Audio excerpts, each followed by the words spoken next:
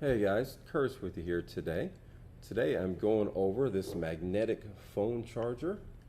This little part here can pop out, so that way if you're in the car or you're just wanting to carry this around while you're charging your phone, that's how that works here. That pops back into place. This magnetic bit here is for your newer phones. So my phone's all busted up here, but newer phone with a magnetic ring, it will pop on there and it will hold into place. And you can sit there, well, you can tell there the magnet's not super strong, but as long as you're not bouncing around there, the magnetic part will hold. So that's how that works. I have here a different little box. The original box that came with it I misplaced, or maybe it didn't come up with one actually, I'm not sure. But this is the type of cord that comes with it.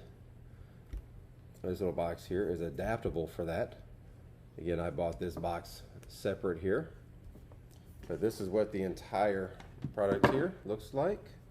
Let me get that up to the camera one more time so you can get a closer look. And there you go.